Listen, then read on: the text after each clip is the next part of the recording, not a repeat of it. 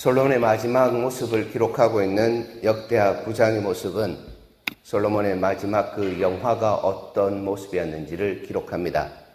솔로몬이 누렸던 모든 영화, 그것은 하나님께서 솔로몬이 구한 것에 대한 보상으로 더해 주신 것입니다. 하나님께 1000번제를 드렸던 솔로몬이 하나님께 구한 것은 듣는 마음이었습니다.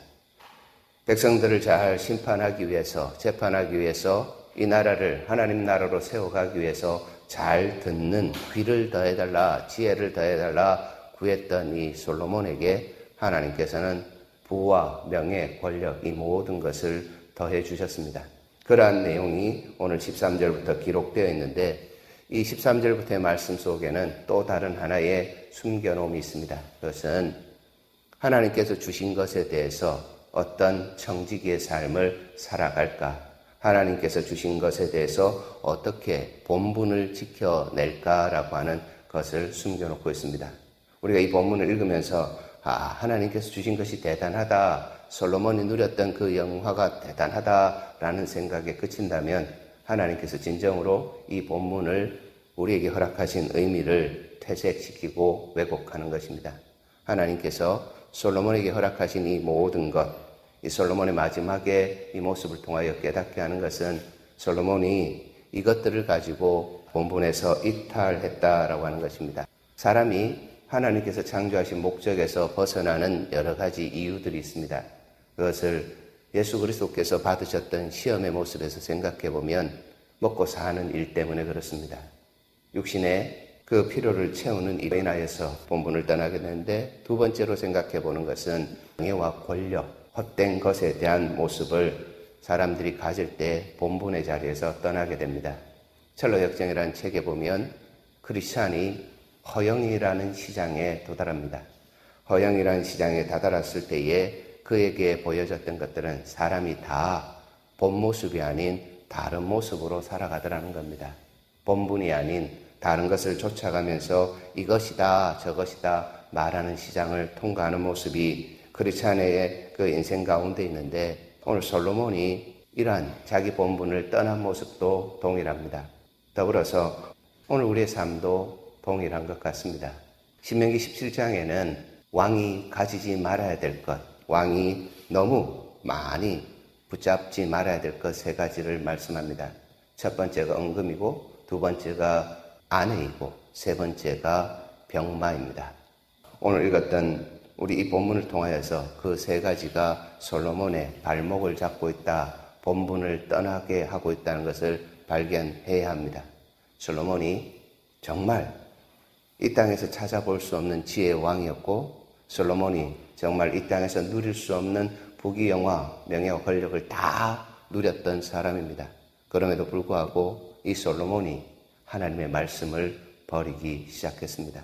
우리는 지난 이틀 동안 청지기라고 하는 그 한 단어와 직분에 대해서 생각해 보면서 사람이 어떻게 청지기의 그 본분을 떠나는지에 대한 생각들을 하고 있는데, 바로 솔로몬이 그런 모습을 우리에게 가르쳐 주고 있고, 하나님께서는 솔로몬이 이 모습을 통하여서 우리의 참 모습, 참 본분이 무엇인지, 사명이 무엇인지를 생각하게 합니다. 믿음이 없이는 이라는 찬양이 있습니다. 그 가사의 내용 속에 나는 나그네로 왔는데 왜 주저앉게 되었나? 나는 청지기인데 왜 내 삶의 주인이 되어버렸나? 라고 하는 고백이 있습니다. 한 가수의 그 고백이지만 이것이 어떻게 보면 인생 전체를 향한 하나님의 선언과 같습니다. 하나님께서 우리에게 주신 본분, 청지기의 사명, 주인의 것을 내 것이라 생각하며 살아가는 인생, 그것이 예수 그리스도를 믿음에도 불구하고 우리 속에 여전히 남아있고, 또한 우리를 넘어지게 하고 우리의 본분에서 떠나게 하는 것이 되어져 있습니다. 솔로몬이 가지고 있던 이 은금과 그 왕자의 모습을 다시 한번 눈을 한번 읽어보십시오. 그러면 솔로몬이 지금 나그네인데 머물러 살고 싶은 마음이 있었다. 또한 청지기인데 주인처럼 되고 싶은 것이 있었다. 더불어서 하나님께서 하신 일에 대해서 자기 위세, 자기 과시, 자기 허세에 빠져서 하나님보다 자기를 더 드러내고 싶어하는 모습이 가득함을 발견할 수 있습니다. 매년 금 666달란트가 그에게 왔습니다. 약 23톤의 금이 솔로몬의 성전으로 들여졌다라고 하는 것입니다. 그것을 가지고 솔로몬이 했던 것은 자기 과시욕에 사로잡혀 있었다는 겁니다. 아무 쓸모없는 금 방패를 만들었다라고 하는 것입니다. 전쟁에 나갈 때는 금 방패가 필요 없습니다. 뚫리지 않는 철로 만든 방패가 필요한 것입니다. 그런데 솔로몬이 이 금 방패를 만들어서 레바논 나무 궁에 두면서 과시하기 시작했다라고 하는 것입니다. 더불어서 솔로몬이 그가 앉은 의자, 그것도 순금으로 입혔다 합니다. 그 보좌의 층계도, 발판도, 팔걸이도, 그리고 그 앞에서 지키고 있는 사자의 모습도 그렇게 만들어 놓습니다. 더불어 거기에서 멈추지 않은 솔로몬은 마시는 그릇, 그것도 금으로 다 만들었다고 성경 기록합니다. 얼마나 과시, 허세가 심했는지, 얼마나 자신의 본분의 자리를 떠났는지의 모습을 봅니다. 솔로몬의 이름 가운데에 평화의 왕이라고 하는 뜻이 있는데 그 평화의 왕이신 예수 그리스도에 대한 모습을 보여주며 하나님 앞에 본분 잘 지켜가는 모습이 무엇인지를 솔로몬으로 하나님께서 보시게 하고 싶어 하는데 솔로몬의 말년은 그렇게 변질되어 가고 이탈되어 가고 허세로 가득한 모습으로 채워졌습니다. 이러한 허세로 가득 찬 솔로몬을 부추기는 게 또 하나가 있었습니다. 그것은 사람입니다. 사람이 넘어지는데 그 본분의 자리를 이탈하는데 도구가 되어주는 것이 사람입니다. 어떤 사람들은 자기가 뛰어나다 생각하기에 사람들을 향해서 권면하고 또한 그 사람들을 다른 길로 인도할 수 있다 생각을 합니다. 그런데 그 사람 안에는 권면하거나 바른 길로 인도할 수 있는 참 지혜가 없습니다. 우리가 약하기에 또한 우리가 죄악으로 물들어 있기에 사람에 대해서 의지하면서 이것이 참 지혜고 바른 길이다 생각하며 의존할 수 있습니다. 그러나 하나님께서는 사람을 의존하지 말고 하나님만을 의존하라고 가르치고 계십니다.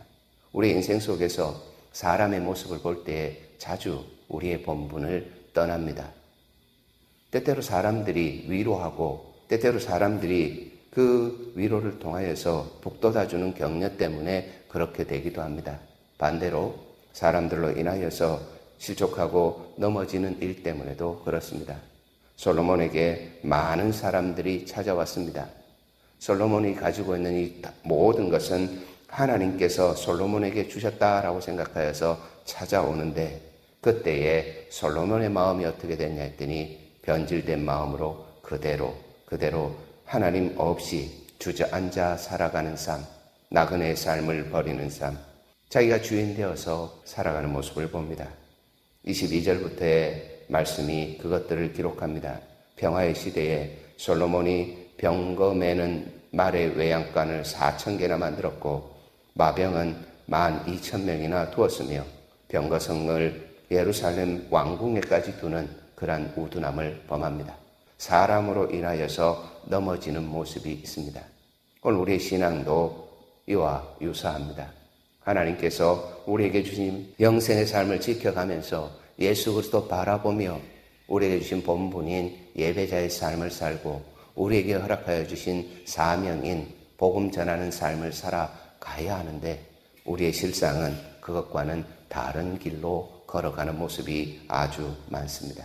그 모습을 통하여서 오늘 솔로몬에게 행하신 하나님의 역사가 어떤지를 우리는 생각하며 돌이킴의 기회, 정직의 자리로 돌아와야 되는 본분을 깨닫습니다. 왜냐하면 하나님께서는 하나님의 약속을 반드시 이루어 주시는 분이기 때문입니다. 하나님께서 그 약속을 이루어 주신다는 것, 그것이 우리에게 형통함만 되는 것이 아님을 우리는 기억해야 합니다. 하나님께서 이스라엘 전 역사를 통하여서 솔로몬이 다윗의 뒤를 이어 왕위에 오를 때 다윗이 했던 말은 모세의 율법을 떠나지 말라라고 하는 것입니다. 하나님의 말씀을 떠나지 말라고 하는 것입니다. 우리의 인생도 동일합니다. 하나님의 말씀을 떠난 인생은 본분의 자리, 맡은 자리를 떠난 삶이고 자기가 주인 되어서 이 땅에서 영원토록 살 것 같다는 것에 붙잡혀서 살아가는 삶, 이탈된 삶을 선언하고 있습니다. 우리가 그런 삶을 살면 어떻게 되는지를 29절에서 31절까지의 말씀의 짧은 내용으로 기록하고 있습니다. 이 말씀은 인간은 한계에 부딪혀 있다는 겁니다. 다 죽는다라고 하는 것입니다. 영원한 것은 하나님밖에 없다라고 하는 것을 신앙으로 고백하게 한다는 것입니다.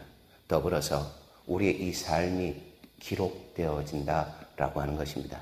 이 기록의 가장 큰 중심에는 하나님께서 우리를 아신다는 것으로 기록되고 더불어서 우리의 아들, 딸들이 그 기록을 답습한다라고 하는 것입니다. 아들, 딸의 삶에 이것이 기록되고 그 답습의 모습이 있다는 겁니다. 그래서 우리가 이 땅에서 살아가는 동안에 하나님께서 주신 우리의 본분, 이 청지기의 사명을 하나님께서 기뻐하시는 삶으로, 믿음의 삶으로 살아내야 한다는 것입니다. 우리가 이런 삶을 살지 못하면 오늘 솔로몬의 기록이 세 사람의 기록으로 남겨져 있고 이 기록이 오늘 저녁에 살펴볼 말씀처럼 그의 아들에게, 그의 백성들에게 기록되어져서 하나님께서 그렇게 주셨던 평화가 어그러지는 모습, 나라가 둘로 쪼개어지는 모습을 보게 합니다. 오늘 이 말씀은 그런 모습 속에 우리의 인생이 기록되어지고 있다라고 하는 것을 명심하라고 말씀합니다. 그 기록의 자리에서 우리는 한계가 있고 죽음의 자리로 돌아갈 수밖에 없는 인생이기에 늘 하나님 앞에서 하나님 주신 것에 대하여서 하나님의 것을 인정하며 하나님의 영광을 드러내는 청지기의 삶을 살아가야 함을 다시금 다짐하고 결단해야 한다는 것입니다. 말씀의 결론입니다. 오늘 우리의 삶을 통하여서 우리가 하나님 앞에 세워진 존재라는 것, 믿음을 가지고 살아가면서 나그네요 청지기라고 하는 이 본분을, 사명을 분명하게 고백하는 저와 여러분들이 되셨으면 좋겠습니다. 더불어 이 본분과 사명의 자리에서 하나님께서 허락하신 것이기에 자만하거나 교만하지 아니하고 세상이 가지고 오는 이 시험거리 속에서 먹고 사는 일 때문에, 명예와 권력 때문에 은금과 부인과 아내와 병거로 인하여서 우리의 마음이 하나님 앞에서 떠나지 않고 우리의 삶이 하나님 앞에서 떠나지 않는 삶을 살도록 우리로 말씀 가운데 꽁꽁 묶어내야 합니다. 그리고 그러한 삶을 통하여서 우리의 이 삶을 보는 모든 사람에게 나는 청지기였다, 나는 나그네의 인생을 살았다라고 하는 모습을 통하여 우리 주님 예수 그리스도께서 하나님 앞에 순종하셨던 모습을 드러내야 합니다. 그것만이 하나님께서 우리에게 허락하신 이 참된 평안을 세상 가운데 드러낼 수 있고 세상을 향하여 우리가 남겨줄 수 있는 위대한 유산입니다. 기도하겠습니다.